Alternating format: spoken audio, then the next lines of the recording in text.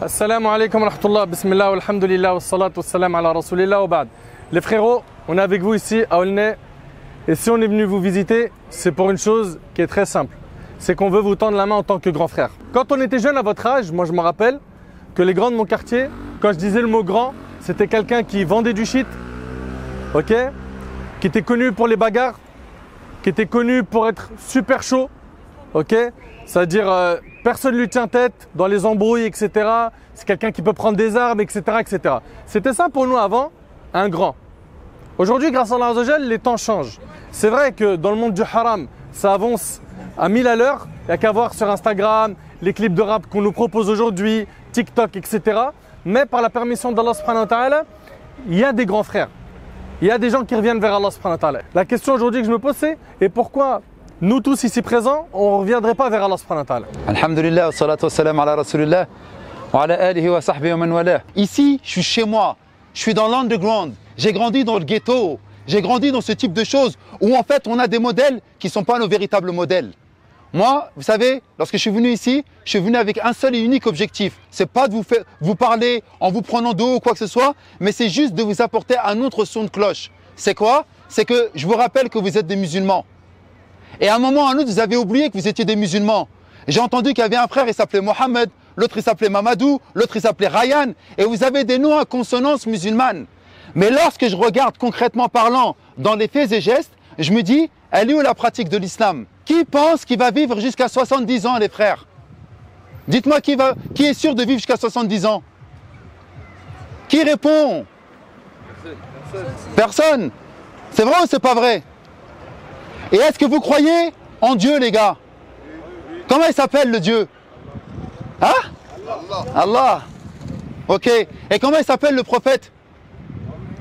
Mohamed. T'allais dire Mohamed et t'as fait Mohamed avec le Ha. C'est bien, mashallah, tabarakallah. Eh les frères, vous avez vu? Vous avez une base commune. Et si je vous dis, moi, que vous n'êtes pas musulman, vous allez être content ou vous allez être mécontent de moi? Vous allez être mécontent? Est-ce que vous vous considérez comme des musulmans? Oui ou non? Pourquoi tu hausses l'épaule? Et comment on montre qu'on est musulman, les frérots? Priez, mashallah, il a dit. Est-ce que vous êtes d'accord avec lui ou pas? Allahu Akbar. Les frères, je vais donner un exemple parce que mashallah, Idriss, il a dit une bête de parole. Il a dit, pour se sentir musulman, il faut prier. Moi, j'ai dit, ok, il n'y a pas de problème. Et là, je vous ai parlé du mariage. J'ai dit, si vous êtes marié, et je vous ai dit, même avec une bête de sœur. Et à la fin, tu vas lui dire, je t'aime. Mais tu lui fais pas de câlin, tu lui fais pas de cadeau, tu passes pas du temps avec elle, et tu lui dis toujours, je t'aime. Est-ce qu'elle va te croire ou pas? Ah, pourquoi il y a un silence là, les gars, là? Idriss, elle va te croire ou elle va pas te croire? Répète, elle va te croire ou elle va pas te croire? Tu la vois jamais, tu lui fais pas de câlin. Elle a besoin de toi, tu la calcules même pas. En vrai, elle peut te croire, mais j'ai capté l'exemple. Vas-y, t'as capté quoi? T'as capté quoi? En gros, c'est la vengeance. Non, t'inquiète, vas-y. Vas-y. Ouais, vas-y. Les actes. Les gars, Yaya, Idriss, il a compris où je voulais en venir. Il a dit, si on est musulman, forcément, c'est qu'il faut le prouver. Yassine me disait, mashallah, tabarakallah, qu'on était solidaires et qu'on se respectait. Moi, j'ai dit, ah bon, on se respecte lorsqu'on sort avec la sœur d'un frère ou la fille d'un tonton. Lorsque je joue avec la virginité d'une autre. Pourquoi les gars on se tait là lorsqu'on parle comme ça? C'est vrai ou c'est faux ce que je suis en train de dire? Dites-moi. Je vais traduire en français. Ouais. Est-ce que tu accepterais que quelqu'un sort avec ta sœur? Ouais, c'est ça. Il sort avec ta sœur. Là, il sort avec ta sœur. Parce que les jeunes, ils sortent avec des t'as filles. raison. Ok? Il sort avec ta sœur, il lui tient la main, il s'arrête dans un parc, il commence à l'embrasser, il pose sa tête sur son épaule, ok? Toi, tu viens, tu lui dis, qu'est-ce que tu es en train de faire là? Elle te dit, non, mais on a des projets nobles, laisse-moi tranquille, de toute façon, nous, on veut se marier, on veut faire le halal. Vas-y, je vous écoute. Je vous écoute. Vous acceptez ça? Non, mais vas-y, prends d'ici là, prends de là et fais passer le micro. Vas-y, rappelle-moi, c'est Yassine. Honnêtement, j'ai pas écouté. T'as pas écouté? Ok. S'il est bien, tu le laisses l'embrasser dans le parc, tout ça, dans le calme. Bah, c'est ce qu'on vient de dire là. C'est ce qu'on est en train de dire là. Non. Mais après, moi, j'ai pas de sœur, t'as capté? Mais si t'en avais une, demain, tu seras peut-être père de famille. Si t'as une fille, un gars, il est assis avec elle, il est en train de, faire des trucs. Je le fume. Donc, c'est-à-dire que t'acceptes pas quelqu'un il vient, il fait des dingueries avec ta sœur. Oui, allô, oui ou non? Mais dans le plus grand des calmes, vous acceptez de faire ça à la sœur de quelqu'un? Normal. Normal. Elle fait tourner la perche qu'on entend bien. Donc t'acceptes pas qu'on le fasse à ta sœur, ou plus tard, supposons que tu as une fille, t'aimerais pas qu'on lui fasse, ok? Mais t'as pas de difficulté, t'as pas de problème à faire ça à quelqu'un. Et la religion, c'est une religion de justice. Wallahi. Ok? Ce que t'aimes pas qu'on te fasse comme mal, ne le fais pas aux autres. Donc on a dit que la religion, c'est une religion de justice, d'équité. Tu veux pas qu'on te fasse du mal, du tort, n'en fais pas aux autres. Ok? Ça, c'est concernant quoi? Le fait de sortir avec des filles, etc. On rajoute. Est-ce que vous trouvez normal, les frérots, qu'aujourd'hui la concurrence dans les cités, chez beaucoup de nos jeunes, pour pas généraliser, c'est qui va faire le plus de dingueries, qui va faire le plus de mal, qui va faire le plus de haram et il va pas se faire attraper.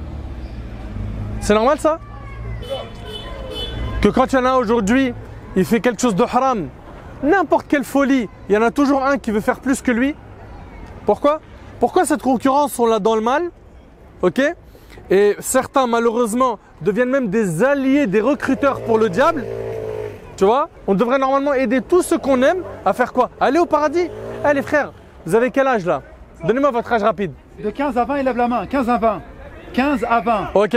Le prophète, alayhi salatu wassalam, il a dit: ma communauté vivra entre 60 et 70 ans. Peu d'entre eux dépasseront cet âge. Vous écoutez? C'est-à-dire que là, vous avez peut-être fait un tiers de votre vie. Vous l'avez senti ce tiers passer? Non. Et la vie, elle passe très vite. Et il y en a certains, Allah subhanahu wa ta'ala, il va leur dire le jour dernier: combien de temps avez-vous vécu sur terre? Ils diront: labithna yawman aw ba'da yawm. On a vécu un jour ou une partie d'un jour. Tellement le temps il passe vite, certains ils vont penser le jour du jugement qu'ils ont passé une partie d'une journée sur terre. Tout ce que tu as connu dans ta vie, finalement, ça sera réduit à quoi? Pour certains, à une partie d'une journée. Mais il faut se poser la question, les frères. On veut quoi après la mort? La félicité ou le châtiment, l'humiliation? Et avant les gars, lorsque je passais dans un ghetto lorsque j'étais petit et qu'il y avait des mecs qui étaient en train de bédave un joint, ou lorsqu'ils avaient une bière, wallah el adim qui cachait, parce qu'il y avait les frères Muses, les barbus qui passaient. Maintenant je suis désolé frère. Ils sont là, normal, ils bédavent devant nous. Ils roulent devant Ils roulent devant nous. Est-ce que tu penses qu'il y a eu une détérioration ou il y a eu une amélioration? Alhamdulillah, donc on ne se respecte pas. Et nous, maintenant je continue avec toi Yacine, ça m'intéresse. Elles sont où les valeurs de respect? Le respect? Ouais, tu me dis qu'ici au moins on a des valeurs de respect. Elles sont où? En fait, je pense qu'il veut dire on respecte les mamans des uns et des autres. Déjà, nos parents, moi j'ai des amis de Paris, comme on garde l'exemple, ils respectent même plus leurs parents. Moi, alhamdoulilah, ici, je connais personne qui respecte pas ses parents. Déjà, une chose. De deux, certes, c'est l'exemple. Attends, excuse-moi. C'est-à-dire qu'il n'y en a aucun qui fait craquer ses parents ici, là. Si, tout le monde, mais après c'est Bah, c'est quoi, mais c'est quoi le respect? Non, c'est bon, on fait craquer. Non, mais ça veut dire quoi le respect? C'est quoi le respect des parents alors? Le respect des parents, c'est en mode. C'est quand tout va bien, je suis bien avec eux, mais quand ça va mal, je commence à sortir mes griffes. Non mais explique-moi Yacine, je suis intéressé. En vrai là j'ai l'impression, c'est comme si ça cherche la petite bête. Parce qu'en vrai, sur moi par exemple, parce que là vous comparez la cité à dehors on dirait. Moi, les gens ici, ils respectent leurs parents plus qu'ailleurs. Je respecte. Barakallahu fik. Tu sais le comparatif, c'est pas les gens de la cité avec dehors. On fait un comparatif avec qui? Avec la religion. Hayyak Allah wa bayyak mon frérot. T'es intelligent. Tes yeux pétillent d'intelligence. Et c'est exactement ça. Moi j'ai un comparatif. On est venu ici avec deux beubards. Là c'est des barbus. Là c'est des gens qui vous disent Qala Allah, Qala Rasoul. Là je parle à ton identité première. Qu'est-ce que tu vas dire dans ta tombe? Les trois questions qu'on va te poser. Man huwa Rabb, quel est ton Seigneur? Man huwa din, quelle est ta religion? Man huwa Nabiyouk, et quel est ton prophète? Moi je parle de ça, il est là mon comparatif. Et d'ailleurs si je n'étais pas venu parler de ça, je ne sais même pas si j'aurais pu rester debout ici comme ça en plein milieu du ghetto. Impossible. Donc alhamdulillah Rabbil Alamin, il y a encore du respect. Et c'est pour ça que je me sens bien ici. C'est là où je te rejoins. Pour les gens du ghetto, c'est que machallah ils respectent encore les bubards. Mais ça s'amoindrit de moins en moins. On fume maintenant devant les frères du ghetto. Et on fume devant les barbus, on fume devant nos parents. Tu me dis qu'on respecte les parents, mais lorsqu'on fait du compète à 3 h du matin, il y a combien de parents, subhanallah, qui sont dégoûtés? C'est pas parce que c'est pas les tiens qu'on doit pas les respecter. On a dit que chez les musulmans, le parent d'un autre c'est comme nos parents, la sœur d'une autre c'est comme notre sœur. Parce que personne d'entre vous n'aura véritablement la foi que lorsqu'il va aimer pour son frère ce qu'il aime pour lui-même. Ça c'est un principe de base, ça c'est le respect. Mais malheureusement ce hadith qui est extrêmement court, on n'arrive même pas à le mettre en application, c'est dommage. Moi, ce que j'ai envie de dire, c'est quoi? C'est comment on va faire bi'idhnillah ta'ala pour quelques années. Parce que vous savez quoi? On a tous un objectif, c'est de pouvoir s'en sortir. On veut s'en sortir. On veut devenir meilleur. Yacine, tu veux devenir meilleur ou pas?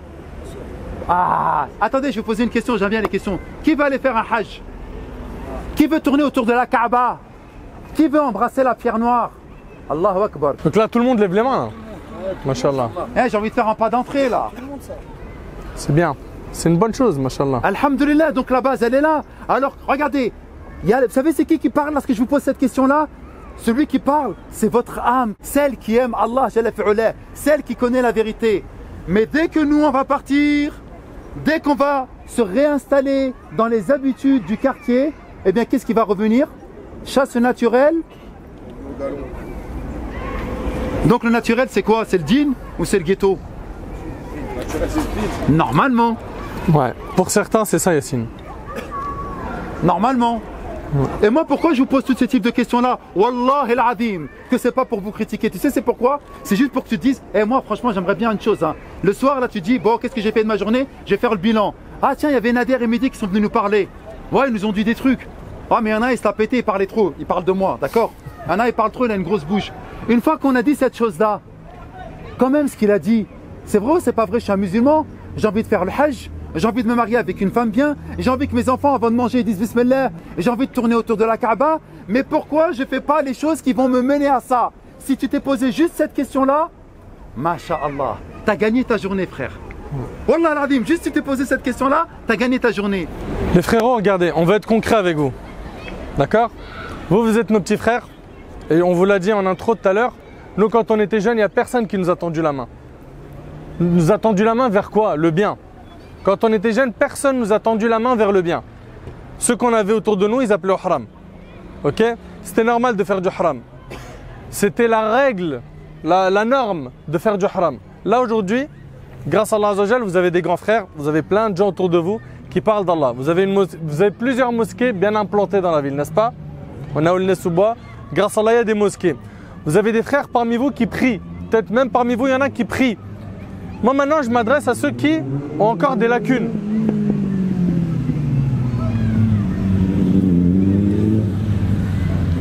Je m'adresse à ceux en fait parmi vous qui ont des lacunes. La question que je vais vous poser, elle est hyper concrète les frères. Qu'est-ce qui empêche aujourd'hui notre jeunesse? Ok? Chacun d'entre vous ici doit se sentir concerné. Qu'est-ce qui empêche aujourd'hui notre jeunesse d'aller vers Allah subhanahu wa ta'ala? Tu as vu quand tu veux de l'argent? Tu vas te renseigner, tu vas regarder, tu vas écouter.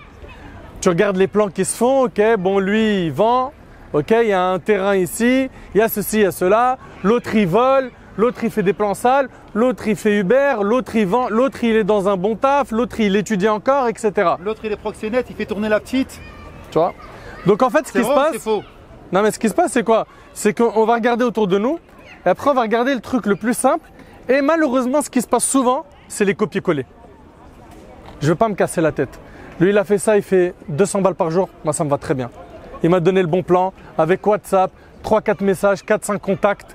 Je suis un petit peu intelligent, je suis vif. Je me réveille hyper tard. J'ai pas de responsabilité, etc. Cette vie, elle mène à quoi, les frères? Moi, je vous parle là, franchement, hein, avec beaucoup d'amour dans le cœur. C'est pas de la haine. Ne voyez pas quelqu'un qui est en train de se venger. Au contraire. Parce que moi, quand j'avais votre âge, il n'y avait pas la main qui s'est tendue, qui m'a dit. Et là, moi, aujourd'hui, je vois du 12, 13, 14, 15, 20 devant moi, autour de moi, là. Et ça m'attriste de voir que, comme il disait Mehdi, il est possible que quand on part, il reste quelques petites traces de ce discours, vous en discutez un petit peu et ça finit aux oubliettes. Mais pourquoi ne pas s'imprégner de ces paroles pour essayer de changer concrètement? Vous savez, le changement de n'importe quelle personne qui se repentit, qui est revenue vers Allah subhanahu wa ta'ala, il a commencé par quoi? Par quoi? Dites-moi. Vas-y, continue. Balancez en vrac toutes vos idées. La prière, vas-y. Lire le Coran. Selon toi. Bon comportement. Qu'est-ce qui a fait en sorte que la niya? Le repenti. Ouais. J'ai pas encore entendu la réponse que je veux. Ramadan. Ouais. Le cœur. Le cœur. Il s'est passé quoi dans le cœur? Un regret sincère. Ouais. Mais après le regret. On a regretté sincèrement. C'est bon. Il décide de retourner vers Allah. La volonté. Combien on parle à chaque fois avec les jeunes et il me dit, moi voilà j'ai envie de reprendre la prière frère. Je la fais pas, t'as vu? Je me sens hypocrite, je vais la faire. T'as vu? J'ai pas envie de te dire ce que je fais à côté. La prière, c'est ce qui va vous aider à vous débarrasser de toutes les maladies du cœur. Tous les péchés que vous faites, c'est la prière qui va tout éliminer. Mon frère Mehdi, il le dit tout le temps. Il dit, écoutez la question s'il vous plaît et méditez sur cette question. Est-ce qu'une personne attend de guérir pour prendre un médicament? Non. Et s'il fait ça, qu'est-ce qu'on va lui dire? T'es un ouf. Tu réfléchis pas. Prends le médicament pour guérir. Il faut prendre le médicament pour guérir. Exactement. La prière, c'est le médicament de ton âme. Parce que les jeunes aujourd'hui nous disent quoi? Moi j'ai envie de prier, mais j'attends d'abord de laver devant mon palier et après je fais la prière. C'est pas comme ça que ça se passe l'équipe. Et après là, ils vont se dire, ouais mais attends, mais moi je fais des trucs graves. Ça veut dire je prie quand même. Prie quand même. Et je suis pas en train de cautionner les choses graves et les péchés. Prie et combat-les par la prière. Et il y a un autre élément aussi. Il y a un autre élément qui est hyper important, c'est votre fréquentation. Si autour de vous, il n'y a personne qui parle d'Allah. Le prophète, il dit, écoutez bien, ne multipliez pas le parler sans évoquer Allah. Car la multiplication du parler sans évoquer Allah rend le cœur dur. Et la personne la plus éloignée d'Allah le jour du jugement, c'est celle qui a le cœur dur. On est d'accord que quand on parle pas beaucoup d'Allah entre nous. Moi, je vous le dis, dans le ghetto, je sais de quoi je parle. Quand on parle, on va parler de meufs, de sapes, d'argent à mort, de clips, des influenceurs, de ce qui se passe dans les réseaux sociaux. Oui ou non? Et on va commencer à comparer qui connaît le plus de trucs. Oh, Théma, il a appris le dernier clip, mais il vient de sortir, comment t'as fait? Et il est trop chaud, lui. Ah, regarde le texte qu'il a écrit. Et c'est ça les comparaisons. C'est ça les exemples, c'est ça les modèles qu'on a aujourd'hui. On espère tous aller au paradis, on ne se donne pas les moyens. Il faut commencer par quoi? La volonté. Moi, je me rappelle quand j'étais petit, voilà, j'étais dans la cité, j'habite à Riquet, vous connaissez? Riquet, Crimée, dans le 19e. Non, je ne connais pas, c'est Pourrave, c'est Paris. Non, vous connaissez pas? Sérieux? Ah, vous sortez pas du 3000, comme il a dit, c'est un village. Ok, vous sortez pas du village, Saha. J'habite dans un quartier où il y a plein de tours. C'est les cités, c'est les mêmes problèmes un peu qu'on rencontre un peu partout au niveau quoi? De la drogue, voilà, tous les péchés qu'on connaît. Quand j'étais petit, j'ai grandi donc dans le ghetto. J'y suis jusqu'à maintenant d'ailleurs. Et autour de nous, c'était la concurrence de qui fait le plus de haram. Ok? Et on n'y voyait pas le mal. Pourquoi? Parce qu'on ne parlait pas d'Allah, on ne nous a pas fait connaître Allah subhanahu wa ta'ala. On ne nous a pas parlé d'Allah. Ce qu'on entendait tout le temps, c'était les meufs, la thune, la sape, les grosses voitures, le son, faire des vacances, partir en Thaïlande, va à Dubaï, éclate-toi, etc., etc. Mais tout ça pour à la fin finir où? Est-ce que vous vous sentez à l'abri du châtiment d'Allah le jour du jugement? Personne ne se sent à l'abri, c'est vrai ou pas? Qui pense qu'il va aller au paradis? Ouais, c'est une grande phrase. Écoute bien, je finis ce hadith et je te donne la parole. Le prophète, il dit, vous écoutez? Le prophète, il dit qu'Allah, il dit, Allah, il dit par ma puissance, je ne réunis pas dans le cœur de mon serviteur de peur et de quiétude. S'il se sent en sécurité sur terre, je lui ferai peur le jour du jugement. Si mon serviteur a peur de moi sur terre, je le mettrai en sécurité le jour du jugement. On est de quelle catégorie de personnes? On se sent en sécurité sur terre? C'est bon? Vous vous sentez tous en sécurité? Le jour du jugement, je vais décrocher mon entrée au paradis facilement? Il faut se poser la question, les frères. Et si on est vraiment sincère avec nous-mêmes, on n'est pas des mythos, on se regarde vraiment dans la glace et on regarde aujourd'hui le bilan de notre vie. Qu'est-ce que j'ai fait concrètement pour Allah subhanahu wa ta'ala? Concrètement aujourd'hui, je me regarde dans la glace. Moi, j'ai fait quoi pour plaire à Allah? Chacun, il doit se regarder dans la glace et se dire qu'est-ce que j'ai fait pour satisfaire mon Seigneur?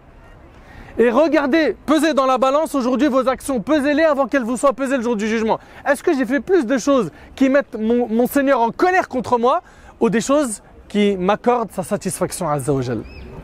Chacun d'entre nous doit se poser les questions, les frères. Vous savez pourquoi? Parce que si vous ne vous les posez pas aujourd'hui, sachez que Wallah al-Azim, inévitablement vous ne manquerez pas au jugement d'Allah. Le jour du jugement, vous n'êtes pas conscients, les frères. C'est un jour où Wallah il est chaud. Là je hausse le ton. Je vous ai dit, c'est pas par haine, par colère. C'est parce que je vous aime tellement. J'aimerais tellement que la plupart d'entre vous, vous vous réveillez, vous raisonnez un peu de ce monde de faux, C'est un monde faux, le monde haram. Et tout ce que vous voyez aujourd'hui qui vous présentent les influenceurs, ils vous vendent du rêve. Vous les voyez comme ça avec des grosses bagnoles, ils mangent dans des grands restos, qu'ils voyagent, ceci, cela, parce qu'il a 2 millions de personnes qui le suivent sur Insta, il fait des placements de produits, ou Winamax, etc. C'est du faux. Ils vous vendent du rêve. Le monde réel, le monde concret, c'est ce que vous devez construire. Ok? Arrêtez de vivre avec ce qu'on vous présente, ce qu'on vous miroite. Donc chacun d'entre nous, il doit se regarder dans la glace et se dire jusqu'à quand? Jusqu'à quand aujourd'hui, ma relation avec Allah, elle n'est pas au top? La prière, jusqu'à maintenant, je ne la prie pas.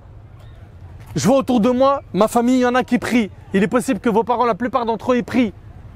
Et ils vous parlent de la prière. Ah, ils me saoulent. Ou bien on leur ment, j'ai prié. Sans faire les ablutions, sans rien. On ment. Eh, vous n'avez pas de compte à rendre aux humains. Vous avez des comptes à rendre qu'à Allah. Et un point hyper important, vous n'avez rien à prouver à qui que ce soit parmi les humains. Parce que malheureusement, dans le ghetto, et je vais te donner la parole, dans la cité, le problème, vous savez, c'est quoi? C'est que la majorité du temps, on agit, on fait ou on ne fait pas en fonction de l'image que je vais avoir aux yeux des gens. Si je fais ça, ils vont dire que je suis un bonhomme. Si je fais ça, ils vont dire que je suis une tapette. Si je fais ça, ils vont dire que je suis une balance. Si je fais ça, ils vont dire « Wow, il est trop chaud ». Vous n'avez aucun compte à rendre aux humains le jour du jugement. Vous avez des comptes à rendre qu'à Allah. Gardez-le en tête, barakallahu fikum. Mes frères, vous pensez qu'on est en train de faire quoi là, Nader et moi? Je repose une énième fois la question, est-ce qu'on est en train de vous saouler là, à votre avis? Est-ce que vous pensez que c'est normal ce qu'on est en train de faire ou c'est pas normal? Est-ce que vous voyez plein de frères parler comme ça, venir vous voir et vous parler? Il y en a quand même, il y en a. Regardez les frères, bien. On parle tout le temps sur des généralités. Les règles ne se font jamais sur les exceptions, les règles se font sur les généralités. Comprenez bien ce que je suis en train de vous dire. Est-ce que vous pensez que c'est normal ce que nous sommes en train de faire? Et lorsqu'on vient ici sur notre temps et qu'on prend du temps à discuter avec vous, Le temps des enfants. ouais, vous pensez qu'on est en train de faire pourquoi? À votre avis, voilà, lui et moi, on est tranquille dans notre vie, alhamdoulilah, on est pépère, et on vient vous parler, vous pensez qu'on fait ça pourquoi, à votre avis? On a des enfants qui ont votre âge. Hein. Aujourd'hui, c'est le dimanche, c'est mon jour de repos. Je l'ai laissé pour venir parler avec vous. À votre avis, pourquoi on fait ça? Pour votre bien? On est dans le bon chemin. Ouais, Dans le bon chemin pour Dieu. pour Allah. Parce qu'en fait, Allah, Jalla fi'ulah, c'est quelqu'un qui veut absolument qu'on le promeut, c'est-à-dire qu'on parle de lui et qu'on le mette au-dessus de tout. Allah, subhanahu wa ta'ala, ça doit être un élément central dans notre vie. Et là, je vois que des noms à consonance musulmane. Je vois que des têtes qui représentent l'islam et les musulmans.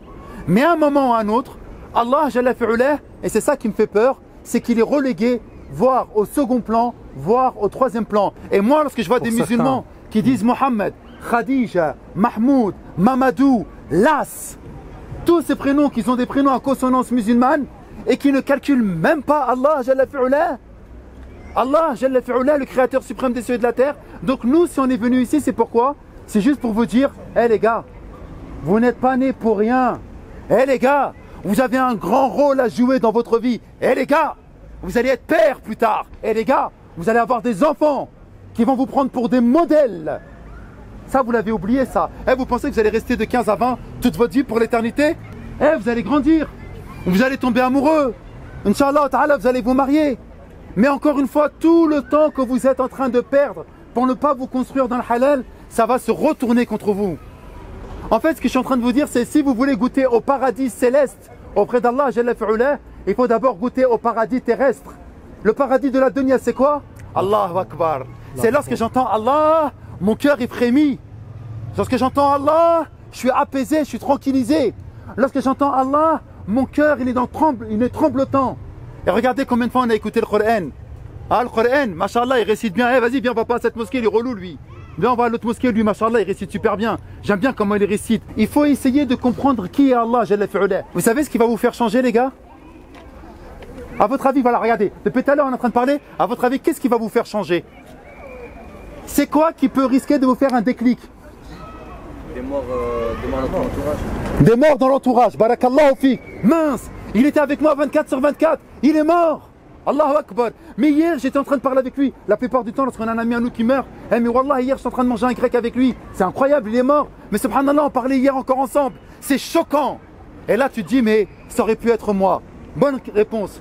Qui d'autre encore? Qu'est-ce qui risque de vous faire changer d'avis ou qui vous ferait prendre conscience qu'il faut avancer?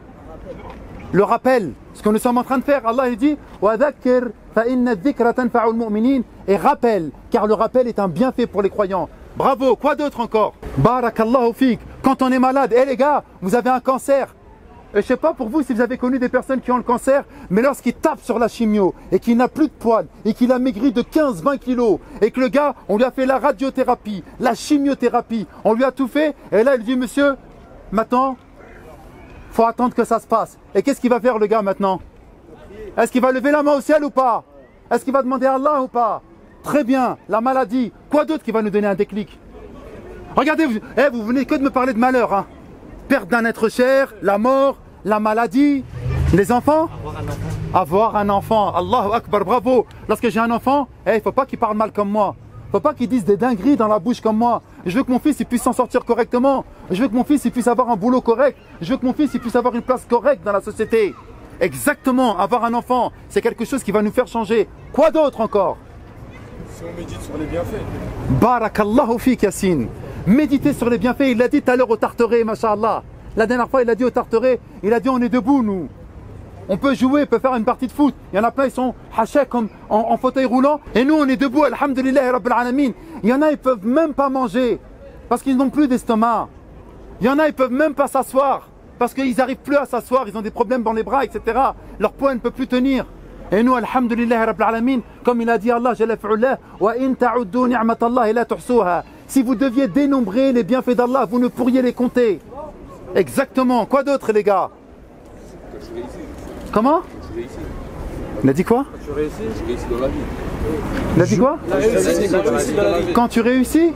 Ouais, quand tu réussis, c'est un bienfait. Lorsqu'une fois que tu as réussi, tu vas dire Ya Rabbi, alhamdulillah, c'est toi qui m'as donné. Mais la plupart du temps, les gens ils vont réussir parce qu'il a un gros gamos. Et là, je voyais des GS qui étaient en train de passer, des 1002. Et je voyais, machallah, des belles voitures qui sont en train de passer.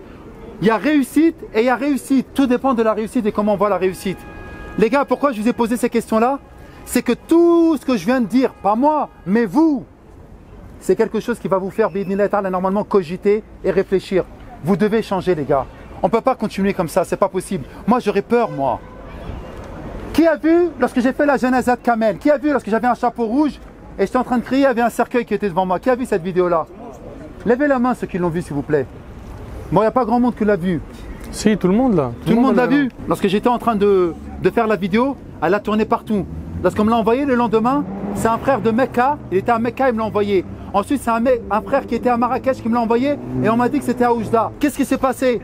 Les gens ils m'ont dit, Mehdi, ta vidéo elle a tourné partout. Et moi, je voulais pas me montrer sur Internet. J'aime pas me montrer sur Internet. Et la vidéo, elle a tourné partout. Pourquoi elle a tourné cette vidéo-là? Qu'est-ce qui s'est passé? Pourquoi, lorsque tu l'as vue, tu as dit, ouais, je vais la retransférer? C'est un bienfait. C'est la réalité, il a dit. C'est une réalité. Quelle réalité? La mort, ça passe. La mort. Allahu Akbar. Le meilleur des rappels, parce que j'en avais fait plein. Et lui, il l'a dit, machallah, parce qu'on voit quelqu'un de mourir. Mais à un moment ou à un autre, c'est vous qui allez mourir. On est en train de jouer notre éternité vis-à-vis d'Allah, Jalla fi'ulah. Uthman ibn Affan, c'est un compagnon, radiallahu anhu, il dit si nos cœurs ils étaient en bon état, on ne se rassasierait jamais des paroles d'Allah. Vous écoutez un petit peu ou pas? Là, vous êtes en train de faire quoi là? Là, vous comprenez là que vous êtes en train de recharger vos cœurs là? Wallahi. T'as vu quand tu cherches ton téléphone le soir, quand il reste une barre? Ou quand il est en train de clignoter, il va s'éteindre? Là, tu es en train de recharger ton cœur par les paroles d'Allah subhanahu wa ta'ala. J'ai une question en plus à vous poser. Écoutez-la attentivement s'il vous plaît et je veux vos réponses à tous. Essaye d'imaginer hein, que l'ange de la mort il vient te voir, il te dit le fajr de demain, tu ne seras plus de ce monde. Le fajr, le prochain fajr. Ok? Essaye d'imaginer que le prochain fajr, l'ange de la mort il te dit tu ne seras plus de ce monde. Fajr, vous savez il est à quelle heure ou pas?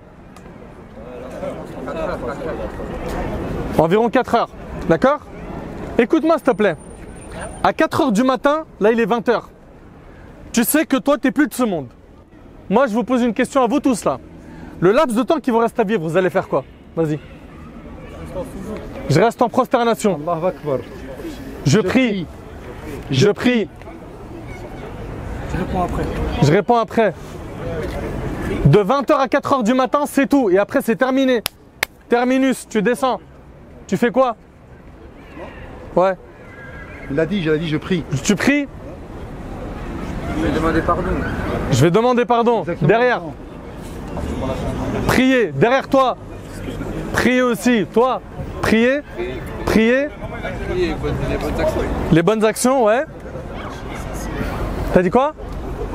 Repentir sincère. Un peu tout ce qui s'est dit. Tout même. Tout. Tout dans le laps de temps. De 20h à 4h du matin, il te reste que ça à vivre. Vas-y. Priez, demander pardon. Derrière toi. Yacine. Je lègue tout ce que j'ai. Je donne tout en sadaqa. Machallah, lui ça veut dire il a beaucoup d'argent. Non, lui il est bien, lui, t'inquiète. Il a dit, T'inquiète. il a dit je lègue, c'est le seul qui a dit je lègue. C'est-à-dire, machallah, il a de la thune, Allah m'a barik. Faites dua. Qu'Allah il te rajoute. Vas-y. Salat. Demandez pardon à Allah. Demandez pardon à tes parents. Et vous là qui avez fait pleurer vos parents, vous qui avez fait souffrir vos parents, allez les faire rire. Offrez-leur des cadeaux. Rachetez-vous auprès d'eux tant qu'il en est encore possible, car le prophète Hassan il a dit que les parents, c'est la porte, l'accès le plus facile pour aller au paradis. Vous imaginez un petit peu? On continue. Tu ferais quoi toi s'il te reste quelques heures à vivre? Tout ce qui s'est dit. Pareil. Là, en faisant le constat de toutes vos réponses, je me rends compte d'une chose. C'est que ce bas monde, il va perdre de sa valeur, mais à fond à vos yeux. Oui ou non? Qui m'a dit je vais aller taper un petit coup de crosse, je vais faire un dernier match de foot, je vais haraga un bon casse-dalle, je vais aller au resto? Personne n'a dit ça. Hein? Tous ceux qui sont dans le business haram ou tous ceux qui fument de la drogue ou autre, il n'y a personne qui m'a dit je vais finir mon dernier paquet. On a entendu quoi? Prière, repentir, revenir vers Allah. Oui ou non? Le prophète sallallahu alayhi wa sallam nous a dit sois dans cette vie comme un étranger ou quelqu'un de passage. Tu ne dois pas t'attacher excessivement à cette vie. Ok? Profite de la vie, pas de problème, mais tu t'y attaches pas excessivement. Tu t'y attaches juste pourquoi? Pour traverser cette étape qui s'appelle la dunya, le bas monde. Pour l'autre vie qui est celle de l'Jannah. Et le croyant, il sait une chose, c'est que l'ange de la mort, il peut venir prendre son âme à n'importe quel moment. Et si vous avez tous été unanimes, que si jamais l'ange de la mort, il vient à 4h du matin, vous allez vous ranger au niveau de votre dîne, mais je vous pose une question. Vous avez une garantie de vivre longtemps? Qui parmi vous ici a signé un contrat avec l'ange de la mort où il y a la date de mort? Qui parmi vous sait à quelle date il va mourir? Personne. Aucune âme ne sait où est-ce qu'elle va mourir, nous dit Allah subhanahu wa ta'ala. Donc si toi tu ne sais pas à quel moment tu vas mourir, tu dois te préparer psychologiquement avant chaque action. Tu te dis, il est possible que ce soit ma dernière action. À chaque fois que tu vas te retrouver devant un péché, dis-toi il est possible que c'est la dernière action. Et n'oublie pas une chose, le prophète il a dit, celui qui meurt sur une chose, il sera ressuscité sur cette dernière. Ça veut dire quoi? Ça veut dire que je meurs, je suis à la mosquée, en prosternation. Je suis ressuscité le jour du jugement, je suis présenté à Allah prosterné. Allahu Akbar. T'imagines un petit peu? C'est une belle mort ou pas? Vous la souhaitez? Ibn Kathir, rahimahullah, il a dit, Man aasha ala shay, mata alayh. Celui qui vit sur une chose, il va mourir sur celle-ci. Et celui qui meurt sur une chose, il sera ressuscité sur cette dernière. Tu veux mourir une belle mort? Il faut que tu vives la vie d'un vrai musulman. Un vrai musulman, c'est quoi? C'est quelqu'un qui pratique le djinn d'Allah. Et dans son ensemble, il ne vient pas, il fait un tri. Ça, j'aime bien de la religion, ça, j'aime pas. Non. Donc, il faut qu'on se prépare à ce jour-là, les frères. Vous entendez ou pas? Le prophète il nous a dit on sera ressuscité de la même manière dont on est mort. Il y a des gens, vous savez comment ils sont morts? Il y a des gens, ils sont morts pendant qu'ils faisaient la fornication. Il y a des gens, ils sont morts pendant qu'ils sont en train de voler. Il y a des gens, ils sont morts au moment où ils sont en train de mourir. On leur a mis du Coran. Vous savez qu'est-ce qu'ils ont dit? Pas le Coran, je veux la musique, et il est mort. T'imagines, t'es ressuscité le jour du jugement, tes dernières paroles, c'était ça? Les frères, comme il le dit Mahdi, nous on veut du concret, on va partir. On n'a pas de pouvoir magique sur vos cœurs. Ok? Nous on n'a aucun pouvoir magique sur les cœurs de qui que ce soit. Celui qui guide c'est Allah. Mais la guidée, elle ne tombe pas du ciel. Ça se demande. Et ça part donc du mot que j'ai dit tout à l'heure, c'est quoi le mot? La volonté. Ça doit venir de tes tripes, de ton être, du fond de toi-même. Je veux changer, je veux être meilleur auprès d'Allah. Mais tant que toi, tu n'as pas ça en toi, tu peux entendre des discours et des discours, ça va te piquer, ça va te faire un effet de rappel d'une demi-heure, de 2, 3, 4, 5 jours, d'une semaine. Après, c'est fini. Il n'y a plus rien. Yacine. Moi, j'ai une question. Est-ce que la manière dans laquelle tu vas mourir, elle représente comment tu as vécu? Ouais. La bonne fin, c'est le cadeau. Si tu veux, la bonne fin, c'est le fruit de ton travail. Les personnes qui ont eu des mauvaises fins, c'est généralement le parcours, il était chaotique. Tu vois? Et il y a des gens qui ont eu de très bonnes fins, c'est parce que le parcours, il a été stable. Ils ont été constants dans l'adoration d'Allah subhanahu wa ta'ala. Et moi, je sais que c'est pas facile, avec toutes les tentations, tout ce qui nous attire autour de nous, de rester dans la religion d'Allah. C'est pas facile. Mais vous croyez que la récompense d'Allah, on va l'avoir comme ça, sans faire d'effort? C'est-à-dire, tu vas être récompensé sans avoir fourni un effort. Mais le salaire, pour le gagner, tu fournis bien un effort, oui ou non? Tu te lèves le matin pour aller à l'école, pour avoir ton diplôme, il y a un effort, oui ou non? Et pour le paradis, il n'y a pas d'effort. Le prophète, il a dit, la marchandise d'Allah vaut cher, la marchandise d'Allah, c'est le paradis. Les gars, j'aimerais vous juste poser une question, on a fini en fait. Est-ce que tout ce qu'on vient de dire là, sincèrement, c'est des histoires, c'est des contes d'anciens, ou quelque part ça a fait écho à votre cœur? Ça vous parle ce qu'on vient de dire ou pas? Normalement ça parle à tout le monde ou pas? Mais vous savez pourquoi je parle parfois avec le cœur et parfois je parle un petit peu avec véhémence, de manière vindicative? Tout simplement parce que wallahi, je sais pertinemment que la mort elle fait mal et que j'ai vu des jeunes qui sont morts, subhanallah, dans des accidents de voiture avec la musique qui est en train de tourner. Je l'ai vu de mes propres yeux. J'ai vu des personnes qui sont mortes, subhanallah, dans une transaction en train de vendre hachek, des substances illicites. Une balle dans la tête avec une flaque de sang derrière. Imaginez, il est venu, subhanallah, pour acheter quelque chose de haram, il est mort sur ce moment-là. Moi, la question que j'aimerais vous poser, qu'est-ce qui nous garantit, moi, comme Nedr ou comme vous ici présents, qu'on va mourir sur une bonne fin? C'est ça qui me fait peur, en fait. Vous savez, on est en train de parler, mais il y en a combien qui sont morts et il y en a combien qui vont mourir derrière? On ne le sait pas. Les frères, pour terminer, la première porte, parce que certains d'entre vous sont en train de se dire, ok, concrètement, là, moi, je suis touché par le discours. Ok, je commence par quoi? Tu as dit la volonté, pas de problème. Je commence par quoi? Vous soudez vos 5 prières. Ok? Ceux qui n'ont pas encore réussi à souder les 5 prières sérieusement, c'est aujourd'hui. Il ne faut jamais remettre une bonne action à demain. Le diable, il a plein de techniques pour nous égarer. Parmi elles, le fait de te dire quoi? T'inquiète, il va te donner espoir de vivre longtemps. Mais elle, t'as le temps mon frère. T'as le temps.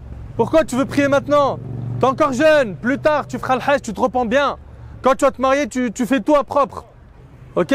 Mais là, pour l'instant, tu es jeune. Voilà, tu dois encore prouver certaines choses. Tu as des choses à découvrir. Tu as des pulsions.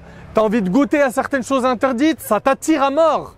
Tu vois? Et les fréquentations et les réseaux sociaux, les clips de rap, tout embellit le haram. Ok? Et le diable, c'est son boulot aussi. Hein, d'embellir le haram et d'enlaidir le halal. D'ailleurs, quand ils se marient, ils ont du mal à tenir leur couple. Le halal, il n'aime pas le diable. Donc il va tout faire pour quoi? Taper dans les couples. Pourquoi? Ils sont mariés. C'est halal. Ils sont en train d'essayer de se rapprocher d'Allah. Ahbab el-Kiram, écoutez bien, la prière. Après, il faut que vous vous posiez la question. Je suis musulman, ça implique quoi d'être musulman? Être musulman, ça veut dire je suis soumis à Allah. Être soumis à Allah, ça veut dire tous les ordres de Sa Majesté, le Maître, le Roi, je les mets en pratique sans négociation. Quand c'est ton père, une autorité qui te parle, le directeur de ton école, ou bien ton manager dans l'entreprise, il te donne un ordre, tu négocies? Et les ordres d'Allah, vous avez vu comment on les a mis de côté? C'est la honte ou pas? Donc il faut impérativement que tu comprennes qu'être musulman, ça implique que tu dois lui obéir et que tu ne dois pas faire de sélection et que ça va être éprouvant parfois, que tu vas avoir des épreuves, que parfois ça va être difficile, mais avec la bonne fréquentation, le fait d'écouter des rappels, le fait de fréquenter des bonnes personnes, d'aller à la mosquée, d'entretenir ton cœur comme on entretient une plante, ça va aller. Mais si tu ne l'entretiens pas, je vous ai dit, hein, l'effet de ce rappel, selon les personnes, certains ça va durer une demi-heure, d'autres même pas, il va terminer, il va aller rouler son joint. Il n'en a rien à faire. On dirait on est en train de parler à une pierre, on ne parlait pas à un cœur. Il y en a d'autres, ils vont finir le rappel, ils vont aller faire du haram, ou ils vont aller envoyer des messages pour une transaction illicite. Les frères, il faut vous prendre en main. C'est pour vous qu'on parle. C'est pour votre bien. Il y en a plein, ils ne vous veulent pas le bien. Et vous le savez très bien, dans le milieu de la cité, des fois, il y a quoi? Des jaloux, des envieux, des gens qui sont haineux, des gens qui te veulent le mal. Wallahi al-azim, Allah il est témoin. Moi, j'ai des enfants, je vous ai dit, ils ont votre âge. Si je les ai laissés, c'est mon jour de repos le dimanche, et que je suis venu avec Mehdi, et on était au Tartoré avant, et on parle aux jeunes de cité. Mais à votre avis, c'est pourquoi? À votre avis, c'est pourquoi? À part pour votre bien, il n'y a rien d'autre, il n'y a pas d'autre raison. Ne vous inquiétez pas, hein. On n'est pas comme certains qui cherchent derrière un intérêt quelconque. Rien. Notre seul kiff, c'est de vous voir grandir musulman, de vivre musulman, de mourir musulman, de vous attacher à votre dîn, d'en être fier, d'avoir des valeurs de musulmans. Avoir des valeurs de musulmans, c'est quoi? C'est respecter ses parents, ne pas les faire souffrir. Avoir des valeurs de musulmans, c'est j'arrête de nuire au voisinage, j'arrête de nuire dans le quartier, je respecte autrui. Je ne suis pas en train de rouler des joints et comme il dit, des nuages de fumée dans le hall, dans la cage d'escalier. Je suis en train d'écouter du rap et je jette mes canettes dans le hall et je fais du bruit. On crie à pas d'heure en été, on met des voitures avec le son à fond, les fenêtres elles sont juste devant. Le papa il veut travailler, il veut se lever à 7 h du matin, il n'arrive pas à cause de vous. Il ferme la fenêtre et il a chaud, mesquine à l'intérieur de la maison. Il n'arrive pas. C'est des rodéos, des compètes, des motos volées, des embrouilles avec la police. Ça c'est une vie de musulman, ça les frères. Je ne suis pas en train de généraliser en disant tout le monde est comme ça. Mais ça fait partie des fléaux de la cité. Il faut qu'on en parle. Il faut prendre le taureau par les cornes. À un moment donné, il faut se dire, il y a plein de trucs qui ne vont pas. Ça plaît pas à Allah subhanahu wa ta'ala. Quand on vous dit, ouais, vous pouvez avoir des problèmes, vous pouvez finir en prison ou avoir des embrouilles avec quelqu'un, ça fait peur à personne, ça, aujourd'hui, dans la cité. Tu dis à quelqu'un, tu peux finir en tôle, et alors? Ça fait partie de mon parcours. Dans mon CV du ghetto, je vais gravir des échelons. Ils vont dire quoi, les gens? Ah ouais, lui là, tu sais pourquoi il est tombé, lui là? Il est trop chaud. Il a tourné au ballon. Il a tourné, lui. Lui, il a fait Fleury, il a fait ça. Il est trop chaud. C'est devenu carrément quelque chose, on s'en vante. Aujourd'hui, on arrive à un stade où on se vante du haram. Les frères, à un moment donné, il faut tirer le frein. Ok, se poser avec soi-même, son âme. Ok? Allah Ta'ala, il dit Qad aflaha man zakkaha, a réussi celui qui a purifié son âme. Voilà celui qui a réussi. Celui qui a réussi, c'est celui qui se présente le jour du jugement devant Allah. Et Allah, il lui remet son livre. Vous savez, là, il y a des anges qui écrivent nos actions. Il y a les bonnes et les mauvaises actions. Le jour du jugement, on te remet ton livre. Tu vois? Et soit tu le prends de la main droite, et c'est bon. Le paradis pour l'éternité. Soit tu le prends de la main gauche, t'es anéanti. La galère. C'est pas la galère. C'est pas une peine de prison où avec un avocat, tu peux t'en sortir, tu peux diminuer la peine. Ou bien au Habs, tu peux réussir à faire entrer un smartphone en cachette.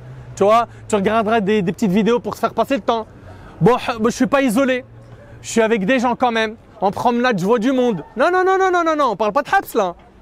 Là, on parle de l'enfer. Ça vous fait pas paniquer, les gars? L'enfer, elle va parler le jour du jugement. Le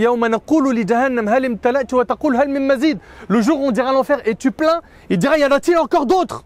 L'enfer va dire, rajoute-moi, ya Allah. Vous imaginez un peu? L'enfer qui dit, rajoute-moi. L'enfer, le prophète ensemble, il a dit, elle sera ramenée avec 70 000 cordes. Chaque corde, elle est tirée par 70 000 anges. Ça fait 4 milliards 900 millions d'anges pour ramener l'enfer. Les anges, ils sont immenses. L'enfer, elle ressemble à quoi? Toi, tu es capable d'allumer un briquet, tu mets ton doigt dessus 1 minute. Ton corps entier, tu es prêt à le mettre en enfer? À un moment donné, il faut se dire, stop, on arrête nos bêtises là, ok, on se ressaisit. Et vous savez quoi?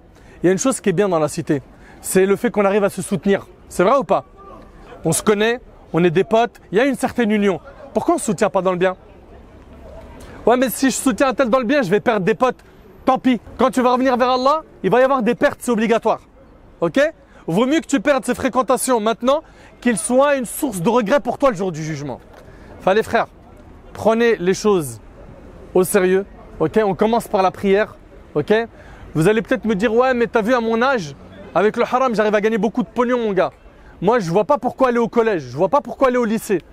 Moi en 1 jour ou 2 jours, je fais peut-être le salaire de mon père qui bosse à l'usine. Pourquoi tu veux que j'aille moi travailler ou étudier? Tu crois que cet argent-là, tu vas t'en sortir comme ça? Le prophète, il a dit, toute chair, la chair, vous la connaissez cette chair? Toute chair qui s'est nourrie de l'illicite, c'est l'enfer qui lui convient le mieux. Tu veux le nar? Pour avoir fait un peu de thune? Et Zama, t'es heureux quand tu fais de la thune? Les 13-14 piges qui nous disent, ouais, je fais tellement de thunes que j'ai de l'argent, je peux tout m'acheter, je suis bien, j'ai la joie, je suis heureux. Ils sont heureux, Mehdi? Ils sont pas heureux. Ils se font... Regardez, prenez une voiture, machallah, un Gamos, et allez aux Champs-Élysées. Prenez une bête de bécane, etc. Vous allez voir le nombre de contrôles que vous allez avoir. Ça marche pas. C'est-à-dire en fait, il y a toujours en fait, comment dirais-je, c'est étouffé en fait. Tout le temps. C'est un plaisir étouffé. Tu vas forniquer avec une meuf, Ok? Mais demain, il est possible qu'Allah subhanahu wa ta'ala, il t'éprouve par quoi? Par quelqu'un qui va forniquer avec ta fille, avec ta sœur, avec ta cousine, avec ta tante, avec une de ta famille. T'es prêt à encaisser ça? Eh, tout se paye.